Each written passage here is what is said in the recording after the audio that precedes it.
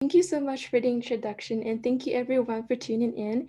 And I will now be sharing my screen to the presentation. Okay, I just want to make sure everyone can see my screen right now.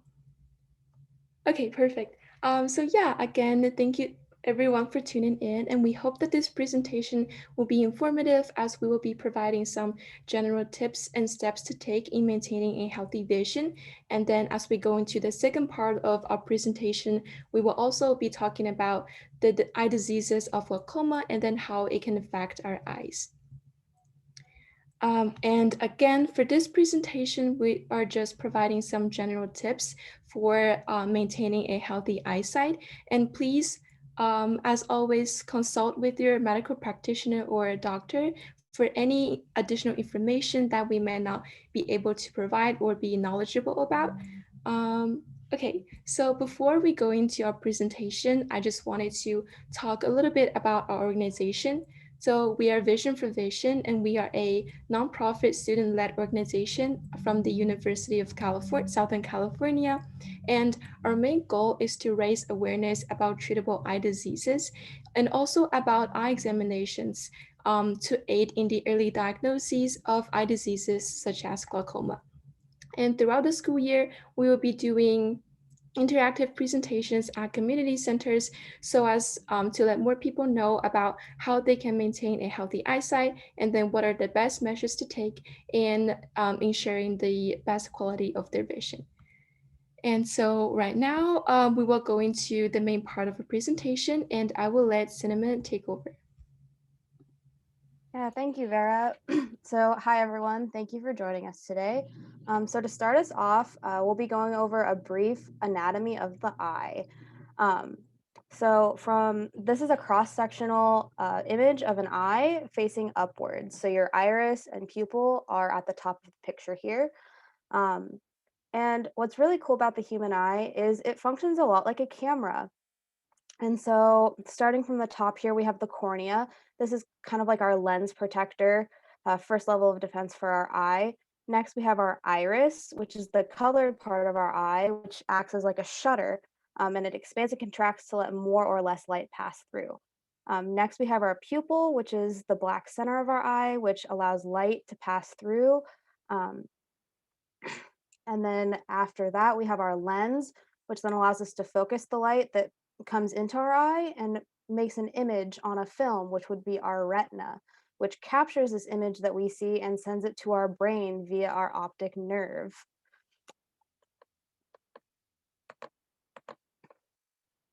So now that we know a little bit about the eye, let's go into some tips on protection. So, one of the biggest things that we're exposed to in everyday life is UV rays from the sun. Much like with our skin, UV rays can also affect our eyes. Um, Short term UV exposure can lead to similarly a sunburn, which is usually temporary. We also have long term exposure, which can cause more serious damage or can increase your risk for cataracts or possible damage to your retina. To prevent this from happening, the American Optometry Association recommends that you wear like UV protective sunglasses that will help block out these harmful rays. And these sunglasses should screen out about 75 to 90% of visible light, which will go a long way to protect your eyes and maintaining your eye health while you're outdoors. So, next we have hygiene. So, like with other parts of our body, it's really important to keep our eyes and the areas around our eyes clean. For those of you who might wear contact lenses, we want to handle these with clean hands. We don't want to get any debris or little particles stuck on them so that they're trapped in between our eye and our contact lens while we're wearing them. Um, you also want to try to wash your eyes and face daily. This will help keep like little debris and particles from entering into our eye and giving us like styes or just making it an uncomfortable experience. Along with this, it's also really helpful to wash your eyelids, like rubbing your finger over them with soap and water just to get rid of any like debris or crusting. Um, and also, for those who wear makeup, it's really important that you remove your makeup before you sleep. I know some people, they're really tired after a long night and they don't want to take it off, but it's really important to clean all of that stuff off and keep our eyes as clean as possible. This will help reduce the chance of infection and just make your eyes and face in general feel a lot better. Okay, next we have lifestyle. So our lifestyle and what we do on an everyday basis goes really far in helping our eye health. So as with our general body, we want to try to maintain a healthy weight. This will reduce your risk for diabetes, high blood pressure, and other conditions that could lead to other eye diseases or vision loss. So a healthy weight is really important. Along with healthy weight, also eating healthy food is another really good way to help maintain your eye health. We have like you can eat dark leafy greens such as collards or kale or spinach. You can also have foods that are rich in omega-3 fatty acids. So these are foods like fish or nuts. We also have carrots and red bell pepper, Brussels sprouts, and apricots. All of these foods can go a long way in helping you maintain your eye health and also maintain a healthy weight and healthy life. Also, managing chronic conditions. So, if you have a chronic condition such as like diabetes or something else, just working with your doctor and trying to manage it in a healthy way will go a long way in not only helping your overall bodily health, but also helping your eyes. And with that, I'll hand it over to Gina. Thank you. So, moving on, actually continuing on from the lifestyle choices, another lifestyle choice that we can actually make or change is to stop smoking in order to maintain our eye health. So, it is known from research that the more a person smokes, the higher the risks are for cataract and macular degeneration. Also, tobacco smoke is known to be an eye irritant and it can also worsen the dry eye symptoms. But there is a good news. Even if you have been already smoking so far, it has been also known that when people quit smoking, the risk for these eye diseases that are caused by smoking is almost as low as people who have never smoked before in their life. So if you make that life choice now, that is also a great choice or change to make in your lifestyle in order to help your eye health. Another aspect of something that we can incorporate in our daily life is the use of technology. So you have to remember that the effects of spending long hours in front of bright screens, especially using electronic devices, can actually cause eye strain. So a long time of spending hours in front of bright screens, such as your phones or computers, can cause your eyes to become very tired, which can cause to eye strain, and which can ultimately cause to many more problems such as headaches, dry eyes, and eye convergence. In order to help eye strain, you have to be able to rest your eyes. So once you spend too much time on your computer or once you focus on one thing for too long, such as reading a book, then you want to try to walk away, look outside, or look at something far in a distance while blinking, and also be able to change your computer settings, such as changing using a bigger font size or using screen protectors in front of your phone or your computer in order to reduce the glare so that you can protect your eyes from the eye strain. You should also make sure that you're always reading a book or focusing on something for a longer time in a well lit area rather than a darker area. And a very good rule to think about when you are focusing or using technology and other electronic devices is the 20-20-20 rule. So the 20-20-20 rule essentially means that for every 20 minutes of screen time or focusing on a very specific object, such as reading, you want to take at least a break that's longer than 20 seconds, where you look at something that's 20 feet away. So you also want to blink often during this break time of 20 seconds, and you want to definitely close your eyes and give your eyes a break time and some time to rest for a few moments, preferably longer than 20 seconds, before you resume work where you focus on the object or you go back on your screen and technological devices. Now, Dejan will explain glaucoma. Okay, so before we jump like specifically into glaucoma, we'll broadly talk about like the three leading causes of vision loss, and the first one is cataracts, and that's basically just the clouding of the lens that leads to darkened vision, and obviously with that makes it more difficult to see clearly. And cataracts is actually curable with surgery. Um, and then number three is macular degeneration. And that's from damage to the retina in the back of the eye, which causes central vision loss. And macular degeneration is untreatable and uncurable. And glaucoma we'll get more into later about the specifics of like what it does. But why we focus on it is that it causes irreversible vision loss unless you diagnose it early and treat it early. Um, and so with that, we kind of get to the central message of our presentation, which is we want to encourage everyone to be proactive rather than reactive about getting your vision checked before you even start noticing symptoms. So make sure that you speak to your eye doctor and get a comprehensive eye exam, like a full eye exam, before you even start to notice symptoms. And then after that eye exam, make sure you check in with them about how often you should be coming back and continuing to get like looked at. And so with that, we'll, I guess, dive into more specifically what glaucoma is. And basically, it's a disease of the optic nerve, which happens due to increased fluid pressure within the eye. And it's going to damage, because like the pressure is coming from the outside of the eye, it's going to damage your vision starting from the outside and then slowly go inwards. And sometimes it can be slow to recognize right away, which is why it's important to, you know, be proactive about these kinds of things. And it's also possible to lose vision due to glaucoma even without this low eye pressure. And that's why it's important to get a comprehensive eye exam that looks at like every single nook and cranny and checks for all of those possibilities.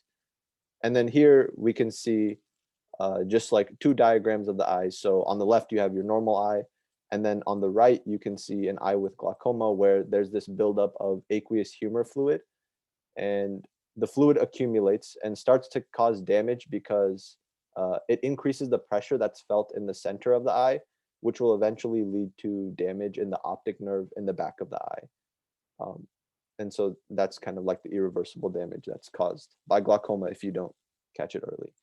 Uh, and so with that, I'll pass it on to Vic. Okay, thank you.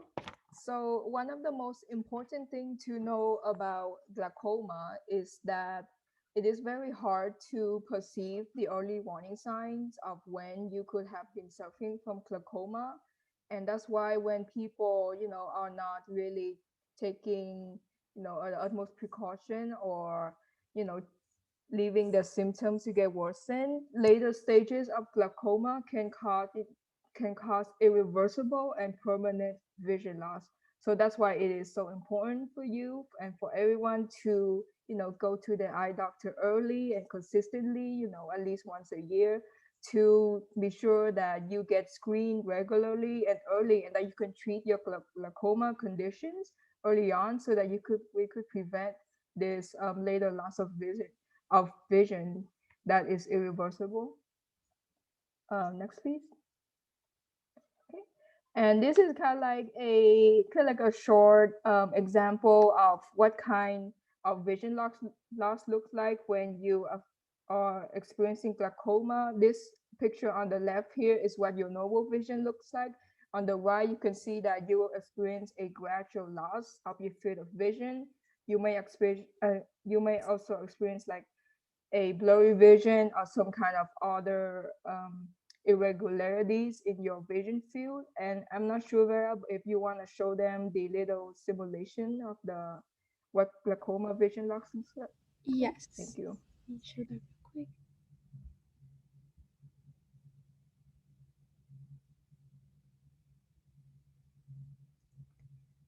So as you can see here, this is like a simulation of what glaucoma looks like and how it can affect your eye and vision. Okay, and I will now return to our presentation.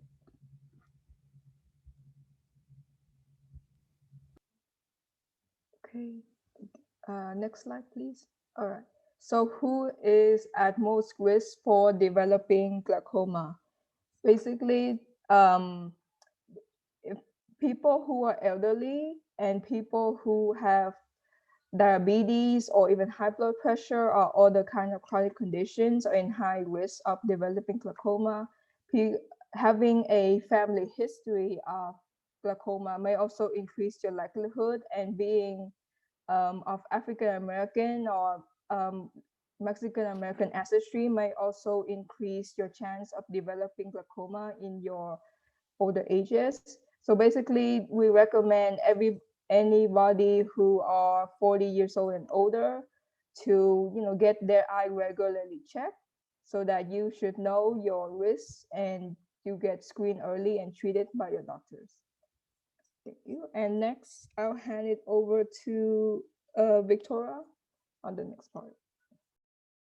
Thank you, Beck. So I will be speaking upon the CDC recommendations on eye exams. And so there are many steps you can take to lower your risk of vision loss from glaucoma. Like if you are in a high risk group, like that was previously said in the previous slide, it is very important to get a comprehensive dilated eye exam to catch glaucoma early and start treatment. Your eye care specialist will prescribe you eye drops that can stop glaucoma from progressing, and they will also recommend you how often to return for your follow-up exams. Yeah, I want to advise everyone to be proactive about getting your vision checked. So, like additional at-risk groups for eye diseases include people with diabetes, and people with diabetes and other high-risk groups should see an ophthalmologist to determine how often to have eye exams because they are in a special at-risk group. But even if you are not in the high-risk group, getting a comprehensive eye exam by the age of 40 can help catch glaucoma and other eye diseases early and treat them early. So I want to talk about the eye exam. It is important to distinguish the difference between a normal eye exam and a comprehensive eye exam. So a normal eye exam will usually test visual acuity. So it will be a pretty short eye exam, but a comprehensive eye exam is usually 30 minutes to 1 hour long, and it usually detects more serious optic diseases such as glaucoma. And during a comprehensive eye exam, doctors will dilate your pupil with a special eye drop and use a scope to look at the finer details of the optic nerve in the back of your eye. And if your eye is affected by glaucoma, the area of the optic nerve will just look different from the normal eye. And I just want to pass it on to Gillian. Oh, yes, thank you. So to prepare for a comprehensive eye exam, it's a good idea to bring your glasses or contact lenses, which impact your vision. But because the comprehensive eye exam involves dilating your eyes, which allows the eye doctor to kind of see the optic nerve, it's important to bring sunglasses or have someone there to help drive you home afterwards, since the dilation of your eyes will make your eyes more sensitive to light and more difficult to drive safely back home. And it's also important to know before going to your comprehensive eye exam to know your family history, such as any past history with eye diseases or any other health conditions such as high blood pressure or diabetes, since knowing this can help inform your eye doctor better so that they can hopefully help make an earlier diagnosis about your risk of glaucoma, since having an earlier diagnosis of it can help you get treatment earlier to prevent the progression of it. And Medicare does cover a glaucoma test once a year for people in the high-risk groups we previously mentioned, which were people with diabetes, people with a history of glaucoma, African Americans over the age of 40, and people over the age of 60, especially Mexican Americans. And because it covers this free glaucoma test once a year, it allows these at-risk groups to ensure that they're getting the comprehensive eye exam that can hopefully detect this preventable disease from progressing. But for people who lack vision insurance or do not qualify for Medicare, there are also no cost or low cost options available for those who are also at higher risk of eye diseases. And an example of one of these organizations would be Eye Care America, which is a public service program for people who don't qualify for Medicare coverage. And they offer medical eye exams often at no cost or discounted costs for these people to get medical eye exams to detect if they have glaucoma from volunteer eye doctors. And because of this, it allows people to ensure that their eyes are being checked and maintained to ensure that their eye health can be protected. Okay, so thank you every one of our presenters, and that concludes our presentation for today. And so now we will open the floor to questions. Hi, this is Mary, Marielle. I'm sorry I missed the beginning of the presentation. What is the eye pressure range? What is the optimal range? Oh, that's a very good question. But unfortunately, as we are still students, so we cannot give you Oh, any I see. answer for now. Yes, Okay. but if you're willing, you can leave your email address in the chat box, and we will be able to follow up with you from our organization email. Okay. All right. Great. Thanks. Thank you.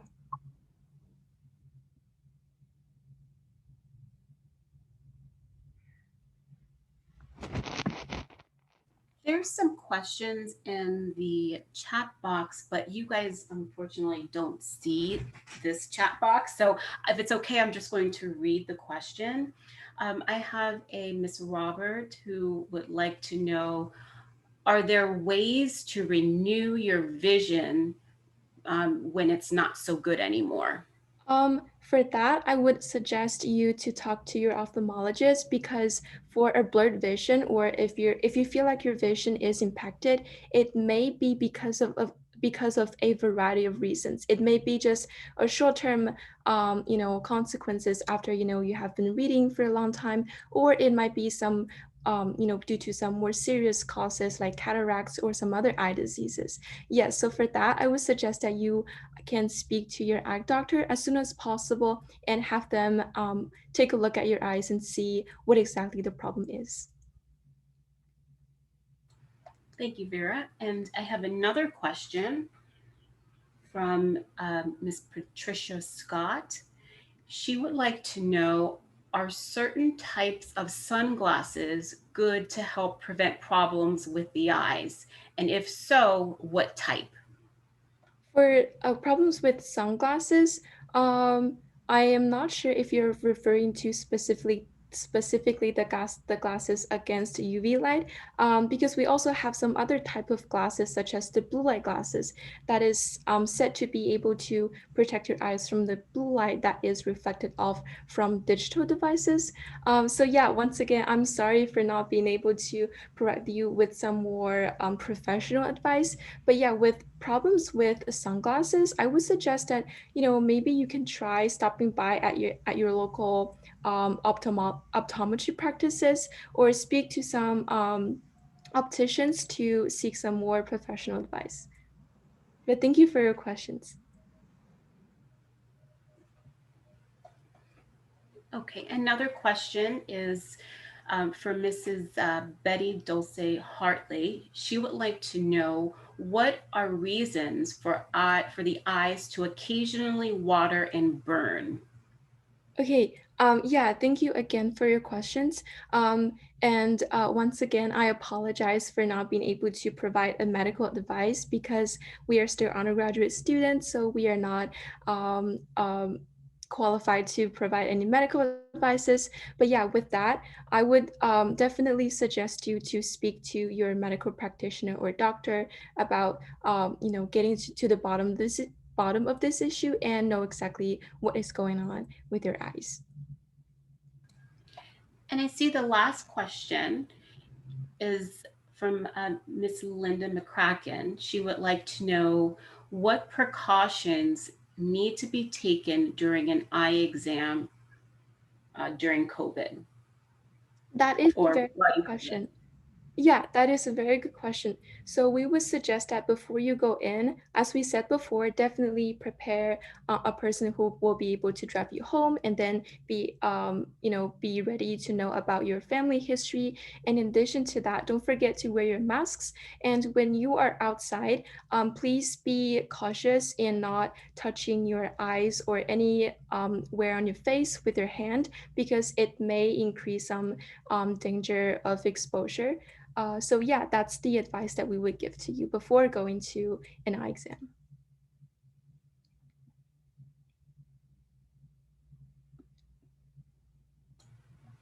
Oh, I also see. Oh, thank you, Gina, for answering that.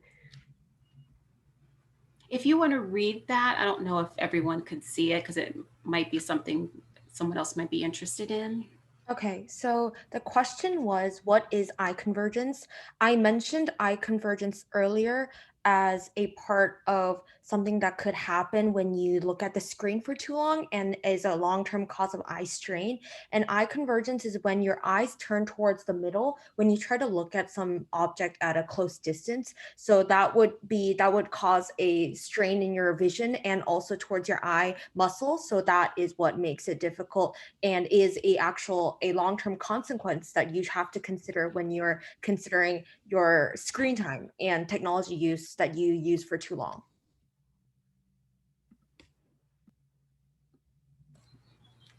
Thank you. Two more questions. Miss Eileen Tape would like to know, are polarized sunglasses better than regular ones? Thank you for your question. Personally, I have not heard of a polarized sunglasses, but yeah, again, for this question, unfortunately, I'm not able to, provide a suggestions on which one is better. Yeah, so the best way to know which sunglasses would be most suitable for your special condition is to talk to a optometrist or optician and have them look at your sunglasses, or have them give you a prescription based on your specific conditions. Great, thank you. And Linda, Miss Linda McCracken, she would like to know what precautions can be taken because the optometrist is so close to your face and touching your eyes. So I guess with COVID, it's just there's a fear out there. That's how it's transmitted. How can we protect ourselves? I definitely understand your concern. Actually, for most optometry practices, I'm sure that they are also taking some safety precautions. Especially, they will be sanitizing their hands before touching your eyes, or getting really close to your face. So yeah, I would suggest that if you feel uncomfortable, if you think that the optometrist is in too close of a proximity to you, you can suggest them directly, if they can sanitize their hands once again. Yeah, so basically just talk to them in terms of your concern, and I am sure that they will be able to help you out with that.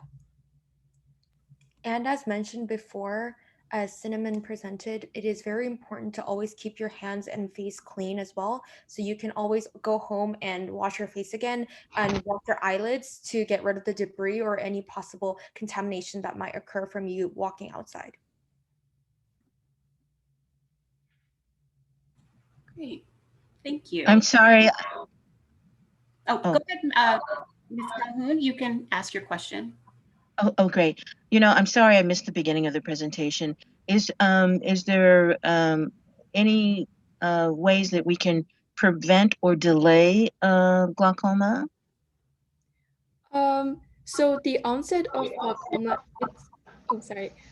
So glaucoma is actually best prevented, or I mean, the onset of glaucoma is usually hard to predict because it usually presents very few initial symptoms. So I would say that the best way to catch it early is to go to a comprehensive eye exam and have the doctors look at it, and that is the way that we usually prevent glaucoma. But also it's like more in general as well, just trying to maintain a healthy lifestyle and good eye hygiene will go a long way to try and help just maintain better eye health. Because if you are able to maintain a healthy lifestyle and hygiene, that's not only going to be better for your body in itself, but it's also going to be better for your eyes. And when you go in for your eye exam, it will be very like good to be able to tell your optometrist, like I have a healthy diet, I'm doing all of this stuff so that they can better narrow down like how to administer treatment. So when you say eye hygiene, you mean making sure that your eyes are clean, that you're wearing glasses, I'm sorry, shades when you're outside. It is Yeah, just like making sure to like wash your face daily if you can, and also like if you end up wearing makeup, make sure that you take it off um, at the end of the day so you don't sleep with it on. Because with all of the debris and stuff that's in the air, that can get into our eyes and cause infection and cause other problems that can be easily prevented just by washing your face. And also on Vera made a point earlier about talking about sunglasses and prescription. And if you talk to your optometrist, they can give you a sunglasses prescription. So it will be your like glasses prescription, but they can be made into sunglasses. So you won't have to worry about not being able to see because the sunglasses aren't your prescription. So if you are interested in getting like sunglasses from your optometrist, I would talk to them about getting a sunglasses prescription. Okay, great. Thank you. Of course.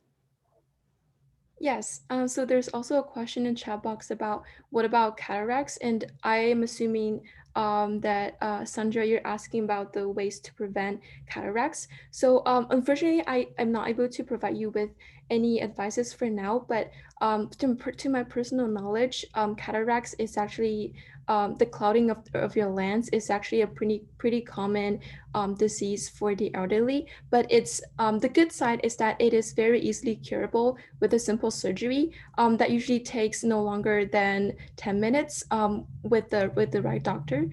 So yeah, if you and with cataracts, the good thing is that you can also notice symptoms early on. So if you feel like your vision is blurred, I would definitely suggest you to talk to a doctor as soon as possible.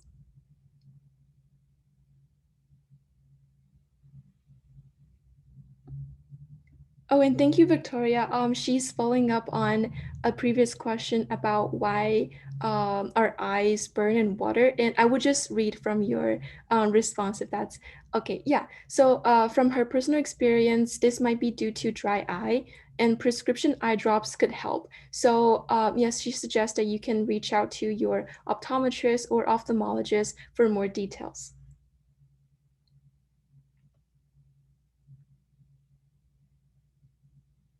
There was a question from Elle's iPad that says, are eye drops helpful in general? Yes, so eye drops are basically designed to help you address some simple eye strain, or if you're having dry eye, then eye drops are generally helpful. But based on your condition, say if you're feeling some pain in your eye, or if eye drop doesn't help alleviate some of your symptoms, then this would be the time where you will go consult with the doctor. So yeah, I would say that eye drop is like the first line of defense when when your eyes are feeling uncomfortable. But if the symptoms continue, then definitely talk to a doctor. But also noted is that eye drops expire very easily as well and in a very short period of time. So make sure that your eye drops are not expired. And eye drops are very easy to find in pretty much every CVS or any pharmacy around you. So make sure to get the appropriate eye drops that are not expired for easy use. I have a question about eye drops for eye pressure. Is that a temporary solution or is that a permanent solution? I thank you for your question. I personally do not have much experience with eye drops. Would any of other, would any of our other co-presenters be knowledgeable about this? As mentioned in the presentation earlier, eye pressure is usually a much more severe issue that is not usually alleviated by simple eye drops medications. So if there is increased pressure within the eye, that can cause severe symptoms and diseases like glaucoma. So you would definitely have to reach out to your optometrist and eye doctor as soon as you realize that there is an increased pressure within your eye. And eye drops could, I guess, alleviate some of the symptoms if it's also in relation with dry eyes and other debris that are in your eyes. But if the increased pressure is your main issue, rather than trying to solve the symptoms at home using your own eye drops, I would recommend going to your eye doctor for recommendation of other treatments right away. Thank you. Yeah, to follow up on that, prescription eye drops are like a very common treatment for glaucoma, but it is important to reach out to your optometrist or ophthalmologist to find out what kind of prescription eye drops you need. So don't just buy them off the shelves. Definitely. It's latanoprost or something like that. But I wasn't happy when I asked her how long will I have to take them, and she said dismissively for the rest of your life. And I was just not happy with that answer. But anyway, thank you. That is correct. I want to tell you also, I've been taking latanoprost for many years, and this is something you have to keep taking for the rest of your life. Sorry, but it's not a big deal. Well, for me, it is because it's my first medical, prescription ever. So I'm kind of angry. Yeah. I'll get over it. But right now, I'm just, Get used to it. the whole pharmacy circus and, having to pick it up. You can't have it delivered because it's kept in the refrigerator until you crack it.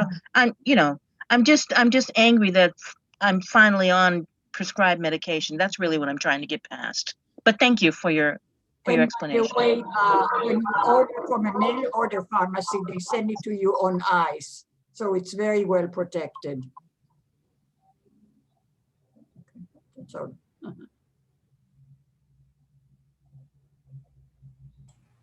Thank you for that, Eve.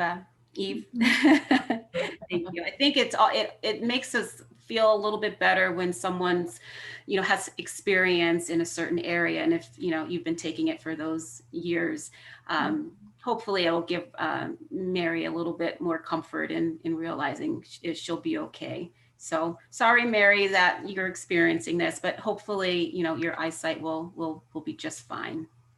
And thank you so much for that. It's just that it's my own personal vanity of having to have a prescription.